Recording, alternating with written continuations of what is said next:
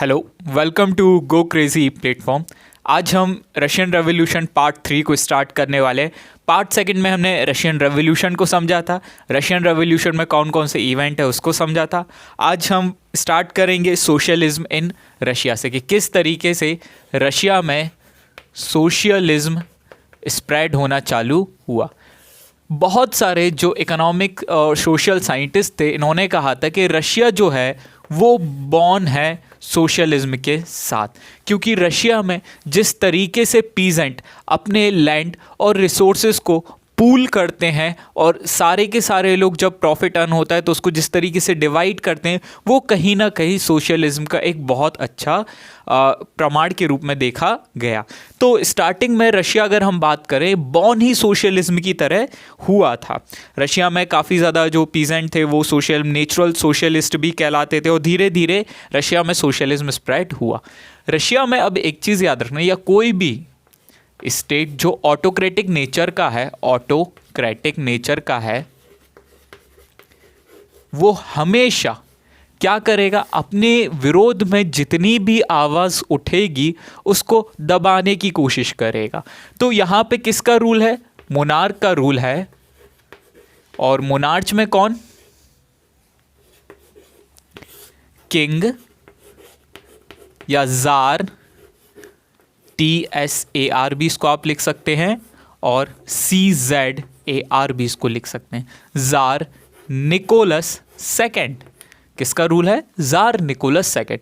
तो tsar Nicholas second की ये पूरी कोशिश रहेगी कि उसके अगेंस्ट कोई भी आवाज़ उठे ना।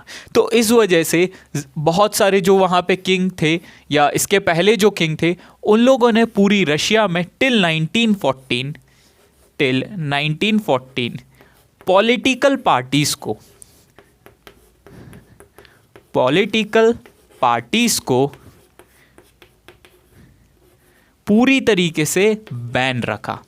ये इसलिए किया गया ताकि इसके अगेंस्ट या जार की पावर को कोई भी चैलेंज ना करे। इसलिए 1914 तक पॉलिटिकल पार्टीज को क्या किया गया? बैन रखने की कोशिश की गई। लेकिन इसके बावजूद भी कई सारी पॉलिटिकल पार्टीज फॉर्म हुई, जैसे कि social democratic workers party and second one social revolutionary party. ये दोनों पार्टी इस्टेब्लिश होना चालू हो गई। सोशल डेमोक्रेटिक वर्कर पार्टी की इस्टेब्लिशमेंट 1898 को हुई, वेयर एज अगर हम सोशल रेवोल्यूशनरी पार्टी की बात करें तो इसकी इस्टेब्लिशमेंट 1900 में देखने को मिली। दोनों के नाम में ही दोनों के कंसेप्ट या दोनों के वर्किंग के तरीके छुपे हुए हैं। जो सोशल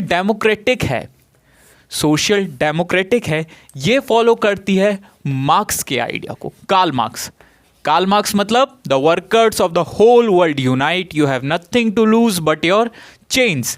वेयर एज जो सोशल रेवोल्यूशनरी है, देखो दोनों में बहुत अच्छे से वर्ड को पकड़ने की कोशिश करना। Social democratic, social revolutionary party ज़्यादातर फोकस किसको करेगी? पीजेंट के राइट्स को, कि हमें पीजेंट की तरफ ज़्यादा झुकाव रखना है। पीजेंट मतलब जो लैंड टिलर्स होते हैं उनको हम पीजेंट कहते हैं, जो लैंड पे मतलब काम करते हैं या एग्रीकल्चर से रिलेटेड जो काम करते हैं, उन पे ज़्यादा फोकस देना है। तो इस तरीके से दोनों में एक चीज़ देखने को मिली, दैट इज़ सोशलिज्म। तो सोशलिज्म दो तरीके से तो कहीं ना कहीं, चाहे वो पीजेंट के फेवर में हो, चाहे वो मार्क्स के फेवर में हो, देखने को मिला। कहाँ पे? रशियन सोसाइटी में। ऑल्दो यहाँ पे हम एक बहुत ही फेमस लीडर के बारे में बात करेंगे, व्लादिमीर लेनिन जो था ये बोल्शेविक पार्टी का लीडर था। रशिया में उस टाइम पे दो पार्टीज पॉपुलर होना चालू हो गई थी। उसमें से एक पार्टी का नाम बोल्शेविक था, जिस पार्टी का लीडर कौन था? व्लादिमीर लेनिन ज़्यादा सपोर्ट नहीं करता था पीजेंट के जो राइट्स के मूवमेंट होते हैं उसमें। व्लादिमीर लेनिन चाहता था कि जो बोल्शेविक पार्टी है वो स्पेसिफिक लोगों के लिए राइट्स को ऑर्गेनाइज कराए, राइट्स को एक स्पेसिफिक लोगों के हाथ में लेकर आए, पावरफुल लोगों के हाथ में लेकर आए। इसलिए व्लादिमीर जो था, या बोल्शेविक पार्टी जो थी, ये क्वालिटी बेसिस पार्टी में लोगों को रखती थी, ठीक है, जिसके पास क्वालिटी है वही पार्टी में आएगा। वेयर एज जो मेंशेविक पार्टी थी, इसके अगेंस्ट या इसके साथ एक और पार्टी थी इस टाइम पीरियड के साथ, जो मेंशेविक पार्टी थी वो वेलकम करती थी हर व्यक्ति को। वो वेलकम करती थी किसको? हर व्यक्ति को। मतलब ये ओपन फॉर ऑल पार्टी थी। कौन सी? Menshevik, Bolshevik and Menshevik. Clear हुई ये बात? तो व्लादिमीर लेनिन पीजेंट के लिए उतना ज़्यादा जो राइट्स मूवमेंट थे उसमें एक्टिव नहीं हुआ करता था, ऑल्दो उसने बहुत अच्छे काम किए, वो अपन धीरे धीरे इसको डिस्कस करेंगे। नेक्स्ट अपन हेडिंग की तरफ मूव करते हैं, टर्बुलेंट टाइम, द 1905 रेवोल्यूशन। ये कैसा टाइम था और इसमें अपन को जानना बहुत ज़्यादा ज़रूरी है। तो आई होप आपने ये पूरा लिख लिया होगा। चलो इसी के नीचे अपन करने की कोशिश करते हैं। ज़ार जो था, TSAR या CZAR, उस टाइम पे कौन था? ज़ार निकोलस सेकंड। ये जो व्यक्ति था या ज़ार जो है वो कभी भी पार्लियामेंट के अंडर काम नहीं करेगा, पार्लियामेंट के अंडर वो नहीं रहेगा। तो ये बात तो तय है कंसेप्चुअली कि ज़ार इंडिपेंडेंट है, वो पार्लियामेंट के अंदर रहने वाला नहीं है, ठीक है। अब ज़ार कंट्रोल किसको करने वाला है? पार्लियामेंट को कंट्रोल करने वाला है। वो जो चाहेगा वही पार्लियामेंट में देखने को मिलेगा। ये चीज़ आपको बहुत अच्छे से समझनी होगी। ऑल्दो इस दौरान ये जो पूरा जो 1905 का पीरियड चल रहा है, 1905 का जो पीरियड है ये काफ़ी ज़्यादा टर्मोइल वाला पीरियड है, काफ़ी ज़्यादा अस्त व्यस्त वाला पीरियड है। इस दौरान क्या देखने को मिला? जो लिबरल डेमोक्रेट्स थे, जो सोशल रेवोल्यूशनरी थे, जो नेशनलिस्ट थे प्लस सोशल डेमोक्रेट थे, ये लोग डिमांड करने लगे कॉन्स्टिट्यूशनलिज्म की।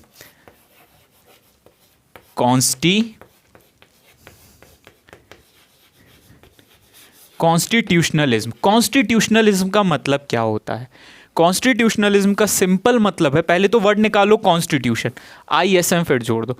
वो लोग जो बहुत बढ़ चढ़ के देश के कॉन्स्टिट्यूशन के लिए या एक आइडियोलॉजी को वेलकम करना चाहेंगे जिसमें प्रायोरिटी किसको दी जाती हो? कॉन्स्टिट्यूशन को दी जाती हो। ऐसे कंसेप्ट को ही हम क्या बोलते हैं? कॉन्स्टिट्यूशनलिज्म बोलते हैं।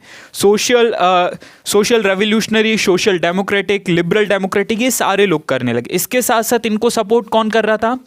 नेशनलिस्ट जैसे लोग, नेशनलिस्ट प्लस मुस्लिम जो डोमिनेटेड एरिया है, जेडिडिस्ट। स्पेलिंग एक बार क्रॉस चेक कर लेना आप लोग, I am very poor in spelling.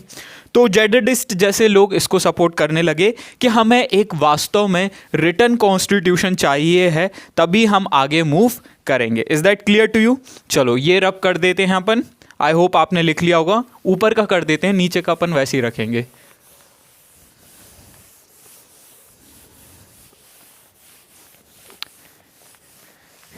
Russian revolution, कितना शानदार चैप्टर जो हर एक मूवमेंट पे हमें कुछ ना कुछ सिखा के जाता है। काफ़ी ज़्यादा अच्छा चैप्टर है। इसको अगर एक बार आप लोगों ने समझ लिया ना, आप ये चीज़ समझ जाएंगे कि कब लाइफ में किस टाइप के डिसीज़न लेने हैं। चलो अब अपन बात करते हैं कुछ 1905 के पहले की स्थिति के बारे में कि यार ये 1905 में ऐसा क्या हुआ, कितना ज़्यादा टर्मोइल देखने को मिला। इतना ज़्यादा, चाहे वो इकोनॉमिकली हो, चाहे वो सोशली हो, अस्त व्यस्त चीज़ें देखने को मिली। तो 1904 आते आते देखो, इसके पैरेलल एक चीज़ दिमाग में डाल के चलो, रशिया में क्या चल रहा है? Industrial revolution. 1904 आते आते लोग अनएम्प्लॉयड होना चालू हो गए। सॉरी, यहाँ पे अनएम्प्लॉयड लिखना था, अनएम्प्लॉयड होना चालू हो गए। अब देखो, अनएम्प्लॉयड होंगे तो लोगों की वेजेस क्या होगी? वेजेस गिरेगी। और इस दौरान वेजेस गिर रही है, ठीक है। पहली इक्वेशन दिमाग में बना लो, लोगों के पास काम नहीं है। क्यों? क्योंकि काम कौन कर रहा है? मशीन कर रही है। तो लोग काम की तलाश में गांव को छोड़ के कहाँ आ रहे हैं? सिटी में आ रहे हैं। काम की तलाश में गांव को छोड़ के कहाँ आ रहे हैं? सिटी, यानी एग्रीकल्चर को छोड़ के कहाँ मूव कर रहे हैं? इंडस्ट्रीज की तरफ मूव कर रहे हैं। तो इससे क्या होगा? फूड प्रोडक्शन जो है या फूड ग्रेन प्रोडक्शन जो है वो गिरेगा। क्योंकि आप खुद सोचिए, आपके देश के किसान अगर किसानी छोड़कर किसी अदर एक्टिविटी में लग जाएं तो क्या ये जो देश जिसमें आप बहुत सारे फूड ग्रेन्स को एंजॉय करते हैं या बहुत सारे टेस्ट को एंजॉय करते हैं, क्या इतना ज़्यादा देखने को मिलेगा? बिल्कुल नहीं। तो ये लोग कहाँ आ गए? इंडस्ट्रीज में आ गए। अब वेजेस कम है, फूड ग्रेन प्रोडक्शन भी कम हो गया, तो इन्फ्लेशन या महंगाई क्या हो जाएगी? जल्दी बताओ, बहुत ही ज़्यादा कॉमन सेंस की बात है। यस, इन्फ्लेशन क्या हो जाएगा? बढ़ जाएगा। Is that clear to you? तो दो चीज़ें देखने को मिली।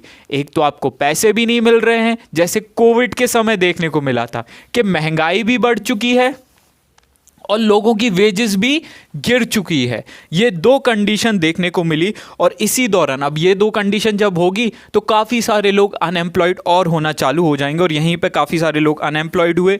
और पूरी की पूरी जो चीज़ देखने को मिली, यहाँ पे एक स्ट्राइक देखने को मिली, सेंट पीटर्सबर्ग स्ट्राइक। क्यों?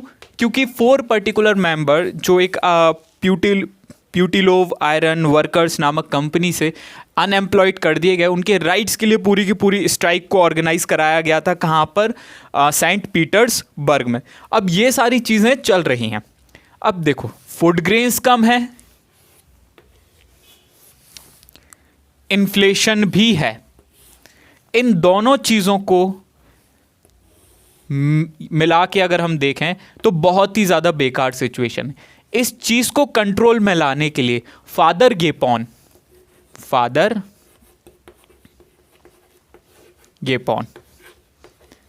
ये जो व्यक्ति थे, ये बहुत ही अच्छे व्यक्ति। ये गए विंटर पैलेस, अपने जितने भी मित्र लोग हैं या जितने भी इनको फॉलो करते थे या जितने भी जो पुअर्स थे उनके साथ, कि आप हमें 2 वक्त की ब्रेड दे दीजिए। लेकिन प्रॉब्लम क्या हुई? कई बार छोटी सी मिसअंडरस्टैंडिंग बहुत बड़े डिवास्टिंग या मैसेकर को लीड कर सकती है। ये लोग जब विंटर पैलेस की तरफ बढ़ रहे थे तो सामने रशिया की आर्मी थी अपने हाथ में गन लिए हुए। अचानक से जनरल का घोड़ा उचका और रशिया आर्मी के जनरल जो था वो ज़मीन पे गिर गया। इतने में जो रशियन आर्मी थी उनको ये लगा कि सामने से गोली आई है, फादर गेपॉन की तरफ से गोली आई है और जनरल मारा गया। तो इसके कारण लोगों ने आर्मी ने जल्दबाजी में फायर करना चालू किया, और यहाँ पे बहुत सारे लोगों की क्या हो गई? डेथ हो गई। एक काफ़ी ज़्यादा दुखद इंसिडेंस कि बहुत सारे लोगों की क्या हो गई? डेथ हो गई। And this was the incidence of 22 जनवरी, या फिर अगर 22 जनवरी अपन नॉर्मल डेट की बात करें, जो अपने यहाँ पे कैलेंडर चलता है ग्रेगोरियन, या फिर 9 फरवरी जो वहाँ पे कैलेंडर चलता था उस वक्त का, ठीक है, 9 जनवरी है, इसको करेक्ट कर लेना, 9 जनवरी ये अहेड रहता है, 9 जनवरी। तो ये सारी चीज़ें वहाँ पे देखने को मिली। काफ़ी ज़्यादा दुखद इंसिडेंस था। अब ये जो इंसिडेंस हुआ इसमें बहुत मतलब लोग काफ़ी ज़्यादा गुस्सा गए, क्योंकि स्वाभाविक है, अगर आप रोटी मांगने जा रहे हो और कोई आपको गोली मार दे तो आपको गुस्सा तो आएगा ही आएगा। इस इंसिडेंस ने किंग को बहुत ज़्यादा प्रेशराइज कर दिया, और किंग जब प्रेशराइज हो गया, किंग डर गया तो वो हमेशा एक सेफ्टी वॉल्व लाने की कोशिश करेगा। क्या लाने की कोशिश करेगा? Safety valve. देखो, हिस्ट्री ऑलवेज रिपीट इटसेल्फ, वो कनेक्टेड होती है। समझो, 1857 में इंडिया में भी रेवोल्यूशन हुआ, ऐसी कुछ हुआ, बहुत सारे लोग मारे गए, और उसी के बाद क्या एस्टेब्लिश की गई? कांग्रेस। वैसे ही यहाँ पे इंसिडेंस हुआ, जब बहुत सारे लोग, निर्दोष लोग मारे गए ना, जो अपनी एक ब्रेड के लिए आए थे, तो गवर्नमेंट इंडिया के कंटेस्ट में ब्रिटिश और वहाँ के कंटेस्ट में किंग या जार निकोलस सेकंड डर गया। और जब डरेगा तो सबसे पहले क्या बनाएगा? Safety valve. यहाँ पे सेफ्टी वॉल्व के रूप में सामने आया ड्यूमा रशियन पार्लियामेंट को कहते हैं क्या? ड्यूमा एस्टैब्लिश करने का सिर्फ एक ही रीज़न था कि वो जो राजा था वो इस इंसिडेंट से डर चुका था। पॉलिटिकली उस पर काफ़ी ज़्यादा प्रेशर आता जा रहा था कि सर आपने ये क्या कर दिया, आपके रिप्रेजेंटेटिव ने ये क्या कर दिया, कई सारे निर्दोषों को मार दिया। तो पहली जो ड्यूमा बनी वो सिर्फ 75 डेज़ के लिए बनी। दूसरी जो ड्यूमा बनी वो बनी अब 3 मंथ समथिंग, और तीसरी ड्यूमा, यहां पे किंग अपने हाथ में फिर से पावर लेने की कोशिश करेगा। पावर बहुत इंपॉर्टेंट चीज होती है। तीसरी ड्यूमा में कंजर्वेटिव आ गया। अब चलो बताओ कंजर्वेटिव कौन कहलाते हैं? कंजर्वेटिव वो व्यक्ति कहलाते हैं जो किंग और क्वीन के फेवर में काम करेंगे। तो पहली ड्यूमा तो लोगों के द्वारा बनाई गई जो कि फेल कर दी गई 75 डेज में। दूसरी ड्यूमा 3 मंथ के अंदर खत्म कर दी गई। और थर्ड में कंजर्वेटिव ही भर दिए जो कि राजा के सपोर्टर थे या राजा को सपोर्ट करने वाले हैं। तो कंजर्वेटिव या ड्यूमा में किसकी चलने वाली है? जार कहाँ गया हमारा? जार गायब हो गया। तो किसकी चलने वाली है? जार निकोलस सेकंड की चलने वाली है। यहां तक कोई डाउट? तो इस तरीके से अपन ने पूरा ये वाला टॉपिक अंडरस्टैंड किया। नेक्स्ट टॉपिक में अपन कंटिन्यू रखेंगे, नहीं एक और टॉपिक अपन कंटिन्यू करते हैं, the first world war and the Russian revolution. क्या था फर्स्ट वर्ल्ड वॉर और रशियन रेवोल्यूशन? चलो ये रब कर दें। आप लोगों ने बाहुबली मूवी तो देखी होगी, सबने देखी है, बहुत अच्छे से देखी होगी। फर्स्ट मूवी में जब बाहुबली के साइड से लोग हारने लगते हैं तभी उस टाइम पे वापस पीछे हटते हैं, तभी किंग का रोल देखने को मिलता है। किंग यानी बाहुबली का रोल देखने को मिलता है और वो लोगों को मोटिवेट करता है। सन तजू की बुक में भी यही लिखा है कि internal motivation to fight a war बहुत बड़ी चीज़ होती है, बहुत बड़ी चीज़ होती है।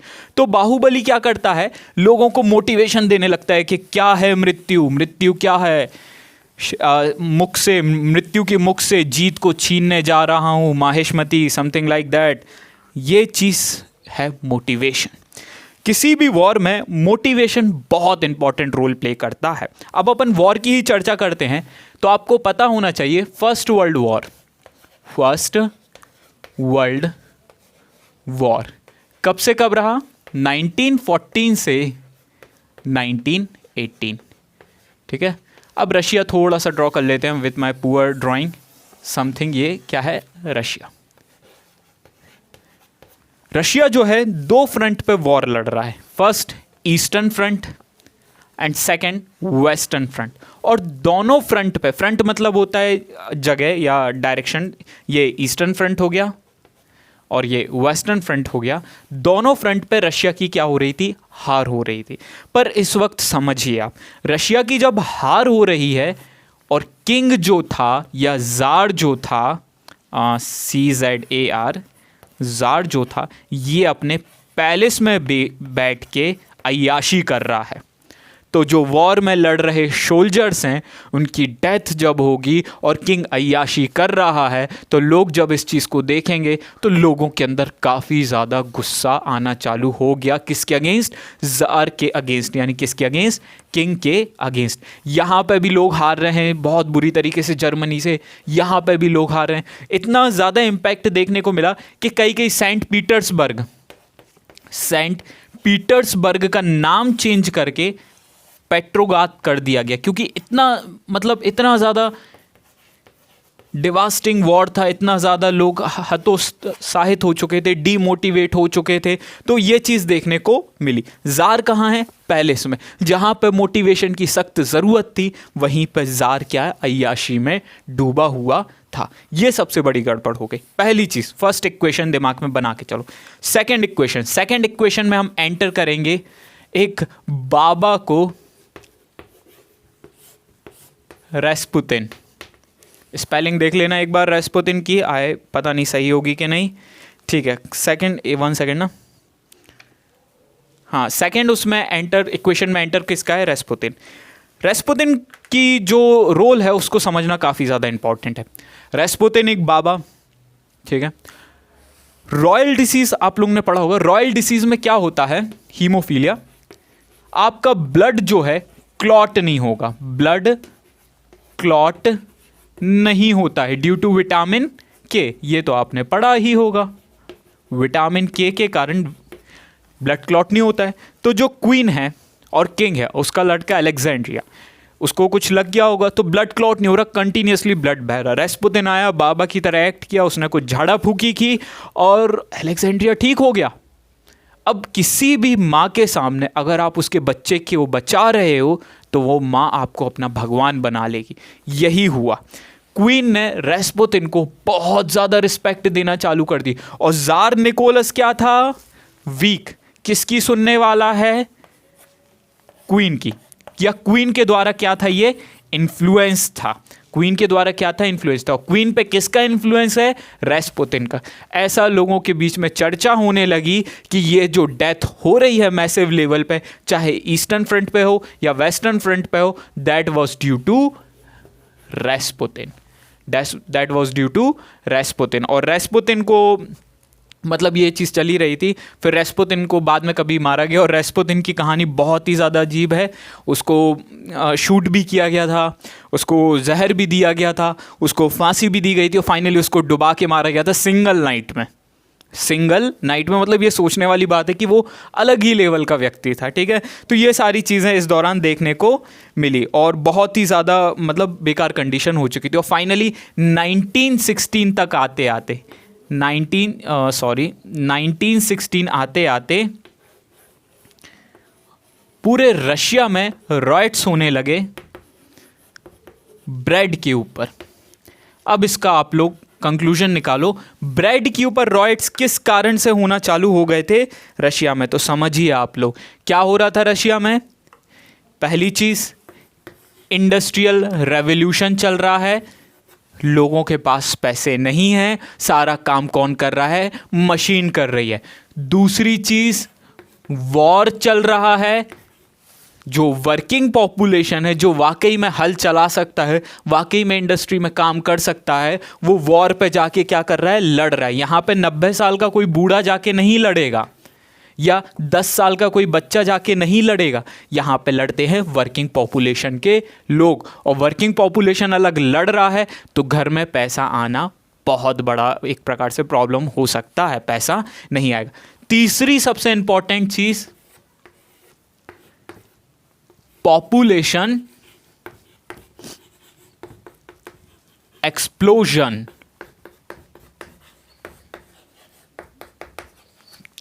पॉपुलेशन एक्सप्लोजन क्या, देखो इंडस्ट्रियल रेवोल्यूशन ने पॉपुलेशन एक्सप्लोजन को बढ़ावा दिया। क्यों, जितने हाथ रहेंगे उतना पैसा आएगा, ऐसा लोग मानने लगे। इसलिए आप देखते हो कि जो पुअर लोग रहते हैं उनके ज़्यादा बच्चे होते हो, जो बहुत ही ज़्यादा रिच या एक अबव एवरेज जो लोग होते हैं उनके बच्चे बहुत ज़्यादा लिमिटेड रहते हैं। एंड सेकेंड, वॉर के कारण भी काफ़ी ज़्यादा एक प्रकार से पॉपुलेशन इंक्रीज होना चालू हो गई। क्यों, क्योंकि लोगों के अंदर एक डर आ गया कि हमारे बाद कौन, एक बच्चा है अगर वो मर गया तो उसके बाद कौन, दूसरा बच्चा अगर वो मर गया तो उसके बाद कौन। इसी कारण से इस दौरान इंडिया में भी देखिए, आप अपने ग्रैंड पेरेंट्स को देखिए या बहुत सारे उनके अबव ग्रैंड पेरेंट्स को देखिए, ज़्यादातर के बच्चे कितने होंगे, 6, 8, 4, बहुत कम, या 10, 11 ऐसे आपको बच्चे देखने को मिलेंगे। क्यों, क्योंकि इंडिया में भी उस टाइम फियर आ चुका था, इंडो पाक वॉर हो रहा है, इंडो चाइना वॉर हो रहा है, ये वॉर बहुत मैसिव लेवल पे हो रहे थे, तो लोगों के अंदर डर पैदा हो गया था कि हमारे बाद कौन। और जब ये सारी चीज़ें मिली, फूड ग्रेन प्रोडक्शन कम हुआ, और इसी कारण से रोटी पे या ब्रेड पे क्या होने लगी, लड़ाइयाँ होना चालू हो गई। So this was all. अगला पार्ट हम लोग रखेंगे, कंटिन्यू करेंगे, और अगले पार्ट में हम लोग फेब्रुअरी रेवोल्यूशन के बारे में डिस्कस करेंगे और उसको ख़त्म करने की कोशिश करेंगे। So thank you, stay tune with go crazy, thank you.